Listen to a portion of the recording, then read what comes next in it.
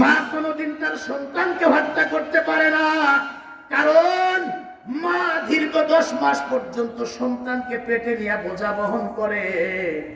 কত কষ্ট করে মা সন্তানকে ডেলিভারি করায়, দীর্ঘদিন পর্যন্ত মা তার সন্তানকে তিলে তিলে দুধ পান করে করে আস্তে আস্তে করে বড় করে। এখন তো বর্তমান ডিজিটাল যুগ, আপডেট সবকিছু। এখন এই ওয়াজ হয়তো বা মা বোনদের বুঝে আসবে না, যুবক ভাইরা তোমরাও বুঝতে পারবে না।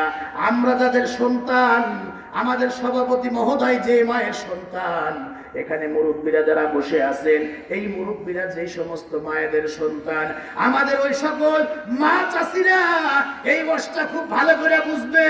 সন্তান যখন শীতের মৌসুমে, মাঘ মাসের শীতে, তখন তো কোনো প্যাম্পাস আপডেট কোনো ব্যবস্থা ছিল না।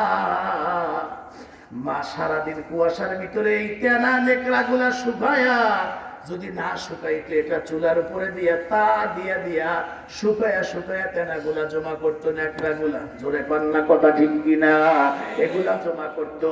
ও দোস্ত, রাত্রিবেলা একটা একটা করে নেকড়া পাল্টায়া দিত।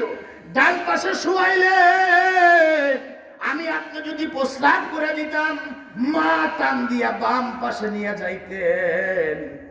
বাম পাশে যদি পেশাব করে দিতাম, জনম দুঃখিনী মা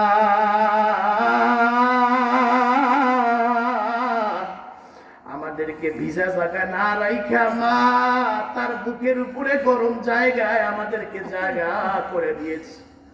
কোন সময় যেন বুঝি নাই, প্রস্রাব করে মার বুক ব্লাউজটা পর্যন্ত আমরা ভিজাইয়া দিয়েছি। জনম দুঃখিনী মা কোনদিন আমাদেরকে বিরক্ত হইয়া ফেলে দেয় না। মা যদি সন্তানের উপর রাগ হইতো, বিরক্ত হইতো, পৃথিবীর কোন সন্তান মানুষ হইতে পারত না। এজন্যই তো সাহাবী নবীকে জিজ্ঞাসা করছেন, ইয়া রাসূলুল্লাহ, আমার কাছ থেকে সর্বোত্তম ব্যবহার কর উপযুক্ত কে? নবী বলছেন, উম্মুকা, তোমার মা। দ্বিতীয়বার জিজ্ঞেস করছেন, এরপরে কে? নবী বলছেন, তারপরেও তোমার মা। তৃতীয়বার জিজ্ঞেস করছেন, তারপরে কে? আল্লাহ নবী বলছেন, এরপরেও তোমার মা। চতুর্থবার জিজ্ঞাসা করছেন নবী আলাইহিস সালাম, তখন বলছেন আবুকা। চতুর্থ নাম্বার বলছেন যে তোমার বাবা। এজন্য আমি যুবক ভাইদেরকে বলবো, যুবতী বোনদেরকে বলবো, প্রত্যেকটা মা বাবার সন্তানদের হাতে পায়ে হাত রেখে বলবো, খবরদার যাদের ঘরে মা বাবা বেঁচে আছে, ভুলেও আব্বা মাকে কষ্ট দিয়েন না, মা বাবার মনে কষ্ট দিয়েন না। হাদিস শোনেন, নবী আমার বলেন, কারো সন্তানের প্রতি যদি মা বাবা সন্তুষ্ট থাকে, খুশি থাকে, ওই সন্তানের প্রতি স্বয়ং আল্লাহ খুশি থাকে। সুবহানাল্লাহ। আর যদি কোনো সন্তানের প্রতি তার মা বাবা অসন্তুষ্ট থাকে, হাদিসের বাকি অংশ নবী আমার বলেন, ও সন্তানের প্রতি স্বয়ং আল্লাহ তাকে অসন্তুষ্ট। এজন্য আমরা প্রত্যেকেই মা বাবার সঙ্গে ভালো ব্যবহার করব। ও দোস্ত, খুব ভালো করে বুঝবেন, যেই বাবা 10, 12, 13, 15 জন সদস্য বিশিষ্ট পুরা পরিবারকে রোজগার করে হাড় ভাঙা পরিশ্রম করে একাই খাওয়াইলেন, আমাদের কখনো বাবা কষ্ট হতে দেয় নাই।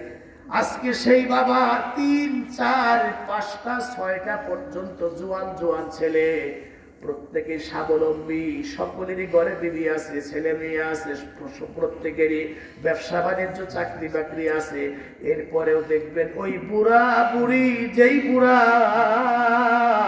যেই বাবা 15 জন সদস্যকে একাই খাওয়াইলো, আজকে ওই বুড়া লোকটার 3, 4, 5টা 6টা পর্যন্ত ছেলে থাকার পরেও দেখবেন আব্বা মারে কেউ খাওয়াইতে চায় না। শেষে 1 সপ্তাহ 1 মাস করে ছেলেরা দেখবেন বন্টন করে খাওয়ায়। আবার মাঝে মাঝে সালিশ দরবারও হয়। কথা কন্যা কথা ঠিক কিনা? খুব ভালো করে কথাগুলি বুঝবেন। কারো সংসারের সঙ্গে মিলে গেলে রাগ হবেন না, আর ভাববেন না হুজুর বোধ হয় আমাকে বলতেছে না। এটাই হলো সমাজের বাস্তবতা। এমনকি মা বাবা কোরআনের মধ্যে আছে, স্বামী স্ত্রী যখন বুড়ার বুড়ি হয়ে যায়, বয়স যত বাড়ে, ওই সময় স্বামী স্ত্রীর মধ্যে তত মহাব্বত আর মিল বাড়তে থাকে। মানুষ যখন বয়স হয় স্বামী স্ত্রী এক জায়গায় থাকাটাকে তারা বেশি পছন্দ করে। ওই সময় ছিল এক কারণে, আর এই সময় হলো ভিন্ন কারণে করতে থাকা পছন্দ করে। অনেক সময় এমন দেখা যায় ছেলেরা এমন ভাবে সিস্টেম করেছে, আব্বা মা পর্যন্ত এক দস্তরখানায় এক প্লেটে এক ভরে খাওয়ার মতো কোনো সিস্টেম নাই। জোরে কোন কথা ঠিক কিনা? মারে খাওয়া এই ছেলে এক সপ্তাহ, আব্বারে খাওয়া এই ছেলে আর এক সপ্তাহ, এই এক মাস এই এক মাস, এরকম অনেক জায়গায় দরবার শালী জোরে কন্যা আছে না? বগুড়াতে 4 ছেলে, তো বড় 3 জন শিক্ষিত, জেনারেল শিক্ষিত, ডাক্তার, ইঞ্জিনিয়ার, দুনিয়াদার। ছোট যে 4 ভাইয়ের মধ্যে ছোট্ট যে হে হলো মুন্সি, নুরানি মাদ্রাসায় পড়ায়। আর আমাদের দেশে মানুষ মনে করে যে মুন্সি হে বোধহয় হে কিছুই বোঝে না। আবার মুন্সি যে ব্যাগ কিছুই বোঝে, হেরা আবার বোঝে না। জোরে বল না কথা ঠিক। হুজুর যদি না বোঝে, হুজুর সারা বুঝবে কি আপনি বলেন? কোরআন হাদিসের জ্ঞান যার মধ্যে আছে, আল্লাহ কয় হেই সবচেয়ে বড় শিক্ষিত, হে যা জানে আর কেউ জানে না, তার মতো সমান কেউ হতে পারে না। আর আমাদের সমাজের ধারণা হলো মুন্সিরা কম বোঝে। মুরব্বী চিন্তা করছে জায়গা জমি কোন সময় মারা যায়, বেঁচে থাকতে বন্টন করে দিতে চাই। বলো কে কেমনে নিবা তোমরা, একদিন বসো। মুন্সি যে হে খালি বারবার কয় ভাই ও ভাই চাই কিছু বন্টন করেন, 2টা কিন্তু আমারে দেওয়াই লাগবে। কয়টা দেওয়া লাগবে? 2টা দেওয়াই লাগবে। বড়রা কানে নাই নাই, মুন্সি কয় কি মাঝে মাঝে কয় ভাই যখনই বন্টন করেন 2টা কিন্তু আমারে দেওয়াই লাগবে।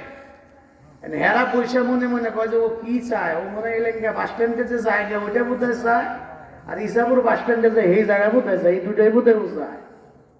যখন বসছে তখন তুই কোনটা চাস?